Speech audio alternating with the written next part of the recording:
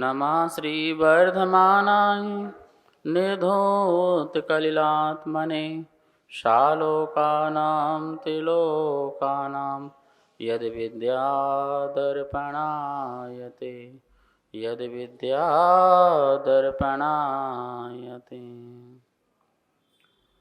रत्नकंडक श्रावकाचार परम मांगलिक ग्रंथ है। आचार्य समंतवत स्वामी द्वारा यह लिखा गया है और इसको दूसरी तीसरी शताब्दी में लिखा गया है। 150 इसमें श्लोक हैं संस्कृत भाषा में। रत्नात्रय का वर्णन है, सम्यक दर्शन, सम्यक ज्ञान और श्रावक का जो चारित्र है उसकी बात कही गई है। संलेखना, समाधि और श्रावक की 11 प्रतिमाओं का वर्णन किया गया है।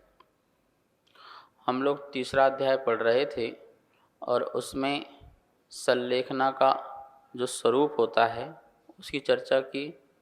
कब संलेखना लेना चाहिए ये भी बताया और तप का जो फल है वो संलेखना है, ऐसी कल बात यहाँ पर कही गई थी। आज बता रहे हैं संलेखना की विधि। जो संलेखना लेना चाहते हैं, मतलब हर कोई नहीं लेता है। जो कारण कल बताए थे कि इन इन कारणों पर उपस्थित होने पर कोई भी व्यक्ति संलेखना ले सकता है। तो आज संलेखना की विधि, ठीक है ना, 2 श्लोक हैं, एक साथ पढ़ेंगे। बोलेंगे स्नेहम वैरम संगम परिग्रहम चापहाय शुद्ध मनः स्वजनम परिजनमपि च क्षान्त्वा क्षमयेत प्रियैर्वचनैः आलोच्य सर्वमेनः कृतकारित मनुमतं च निर्व्याजम आरोपयेन महाव्रत मामरण स्थायी निःशेषम।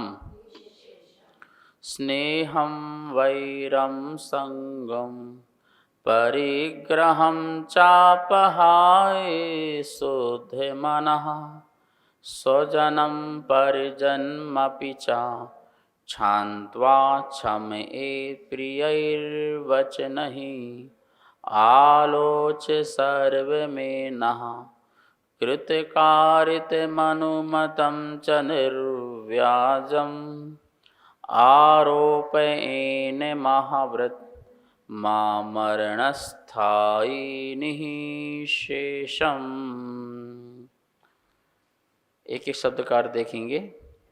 संलेखनाधारी स्नेहम राग को, वैरम वैर को, संगम ममत्व भाव को, चा और परिग्रहम परिग्रह को, आपहाय छोड़कर, शुद्ध मना सन स्वच्छ हृदय होता हुआ, प्रिय वचनों से स्वजनम अपने कुटुंबीजन तथा परिजनमपि परिकर के लोगों को क्षान्त्वा क्षमा कर कर, क्षमयेत स्वयं क्षमा करे। संलेखनाधारी कृत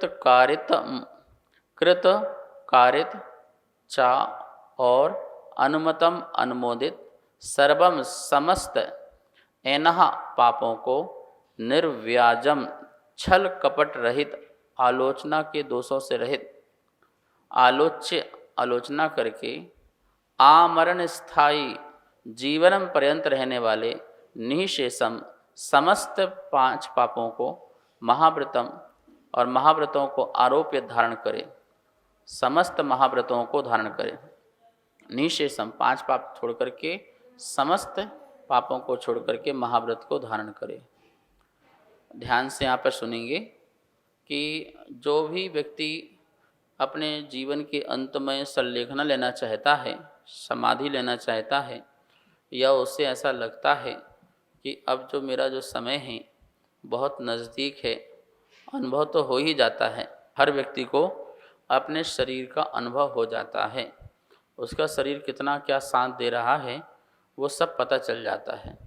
तो महामारी होने पर, महारोग होने पर, असाध्य रोग हो जाए, वृद्ध अवस्था हो जाए, डॉक्टर जवाब दे दें, इन समस्त स्थितियों में जिसने जीवन भर संलेखना की भावना भाई है, समाधि की भावना भाई है कि मैं रोते रोते नहीं जाऊंगा, मैं जो है संक्लेश परिणामों से मरण नहीं करूंगा, हंसते हंसते अपने इस शरीर से विदा होऊंगा, समता भाव से विदा होऊंगा, ऐसी जिसने भावना भाई है, दिन रात मेरे स्वामी की जो भावना भाई है जिन्होंने, ऐसे व्यक्ति को संलेखना के समय क्या करना चाहिए, कैसी तैयारी करना चाहिए।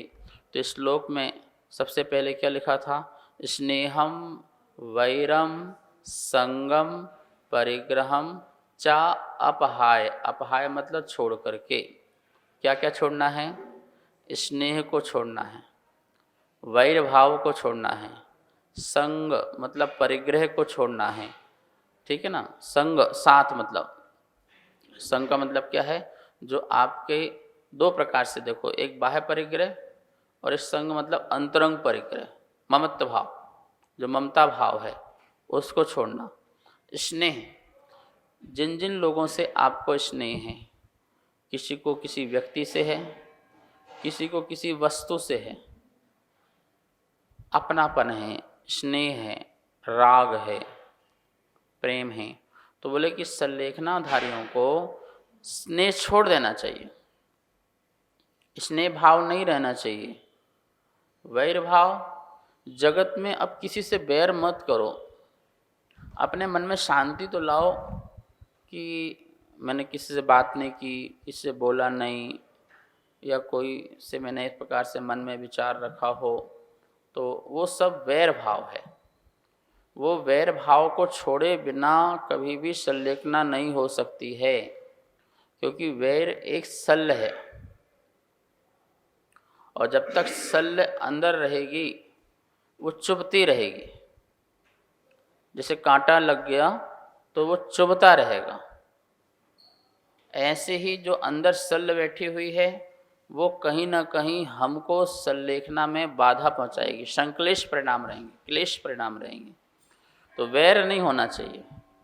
हम छोटी छोटी सी बातों को गांठ बांध लेते हैं, कोई बात में ताकत नहीं होती है, कोई वजन नहीं होता है, कोई दम नहीं होता है, लेकिन फिर भी हम क्या करते हैं, उसको बस फलानी तारीख को फलानी समय फलाने लोग के सामने आपने हमसे ये कही थी, बस इतनी सी बात है। समय भी गया, फलाना व्यक्ति भी गया, फलानी जगह भी गई, अब बचा क्या? तुम बचे, और तुमने उसमें बहुत सारी गांठें बांध के रख ली। बोले संलेखनाधारी को ये सबसे बड़ी कंडीशन है, राग को छोड़ना है। उसको अपने शरीर से भी स्नेह हो, अपने रूप से स्नेह हो, अपने रुपया से स्नेह हो, किसी वस्तु से भी हो सकती, किसी व्यक्ति से भी हो सकती है, उसको बिल्कुल स्नेह छोड़ना पड़ेगा। वैरम, वैर भाव को छोड़ना पड़ेगा। किसी भी जगत के किसी भी व्यक्ति से कोई भी वैर भाव नहीं, मित्रता का भाव लाना पड़ेगा। और मित्रता का भाव होता है हित का भाव, संसार के समस्त जीवों का हित हो, कल्याण हो, सभी जीव सुखी रहें, ऐसी भावना भाना पड़ेगा। संगम परिग्रहम अपहाय। संग मतलब ममत्व भाव, ममत्व मतलब मेरा भाव, ये मेरा है, मेरा भाव लाना, ममेदम भाव। ममेदम भाव में मेरा मकान, मेरा धन, मेरे पुत्र, मेरी पुत्री, मेरे रिश्तेदार, मेरे लोग। ममेदम भाव इतना खतरनाक है कि ये राग में भी होता है और द्वेष में भी होता है। मेरे मित्र, मेरे शत्रु, ममेदम भाव कहाँ पे है? शत्रु को भी क्या कह रहा है? मेरा शत्रु। कितना ममिदम भाव देखिए, मोह भाव देखो कि शत्रु को भी कहता है मेरा और मित्र को भी कहता है, मतलब दोस्त को तो कह ही रहा है कि मेरा दोस्त, पर दुश्मन को भी कह रहा है। तो इष्टानिष्ट का विकल्प समाप्त करना पड़ेगा। इष्ट और अनिष्ट, क्या इष्ट है क्या अनिष्ट है, ये विकल्प समाप्त करना पड़ेगा। कोई भी इष्ट नहीं है, कोई भी अनिष्ट नहीं है, क्योंकि इष्ट कहते ही उसमें राग, अनिष्ट कहते ही उसमें द्वेष। माँ मुज्जय माँ रज्जय माँ दुस्सय इठ निठ अथेषु, क्या कह रहे हैं भगवान? माँ मुज्जय माँ रज्जय माँ दुस्सय, मोह मत करो, राग मत करो, द्वेष मत करो। इष्ट अनिष्ट, जो तुमने कल्पना से पदार्थों को इष्ट अनिष्ट बना रखा है, वैसे जगत में कुछ भी इष्ट और अनिष्ट नहीं होता है। जो तुमको दुश्मन अनिष्ट है वो किसी का इष्ट भी होगा, तो फिर अनिष्ट क्या हुआ? तुमको जो पसंद नहीं है वो किसी को पसंद होगा, तो फिर अनिष्ट क्या हुआ? तो जगत में ना कोई इष्ट वस्तु है और ना ही अनिष्ट वस्तु है। हम अपने मोह से, अपने राग द्वेष से इसको अनिष्ट अनिष्ट की कल्पना करते हैं। किसी चीज़ में अपना राग डाल देते हैं तो वो इष्ट हो जाती है, और किसी चीज़ में अपना द्वेष डाल देते हैं, अपने अंदर का प्रेम डालते हैं तो वो इष्ट हो जाती है, और घृणा डाल देते हैं तो क्या हो जाती है? द्वेष हो जाती है। तो प्रेम घृणा वस्तु में थोड़ी है। जैसे भी ये डब्बा है, अब इसमें मैं प्रेम डालूं, कितना सुंदर है, कितना अच्छा है, मेरा है, बढ़िया है, और बिल्कुल हर पल हर साथ मेरे साथ, बिल्कुल मरण तक मेरे साथ रहे ऐसे करके भाव रखो, तो ये क्या हो गया? ये इष्ट हो गया। ये इष्ट नहीं है। हो सकता है कोई बोल रहा क्या फालतू डब्बा बेकार सा लेके घूमते रहते हैं, कुछ काम धंधा नहीं है, हैं कुछ भी रखा है किस में? जड़ है, पदार्थ क्या है? कुछ भी नहीं है। क्या रंग रूप है? अच्छे भी नहीं है, तो उसके लिए क्या है वो? अब बताओ, ये इष्ट है अनिष्ट है कि आदमी इष्ट अनिष्ट है? ये वस्तुएं इष्ट अनिष्ट हैं, अच्छी बुरी हैं, कि मेरे भाव अच्छे बुरे हैं? मेरे भाव जो हैं वो अच्छे बुरे हैं, ना कि वस्तु। वो तो अपने स्थान पर है। मकान अच्छा बुरा है कि तुम्हारे भाव अच्छे बुरे हैं? परिवार अच्छा बुरा है कि तुम्हारे भाव अच्छे बुरे हैं? तुम्हारा कंट्रोल तुम्हारे पास है। तुम चाहो तो किसी को अच्छा मत मानो, और चाहो तो किसी को बुरा मत मानो, समभाव मानो। कौन सा भाव? न्यूट्रल, बिल्कुल समभाव, वीतराग भाव। जो ऐसे भाव लाएगा वो समाधि की ओर बढ़ेगा।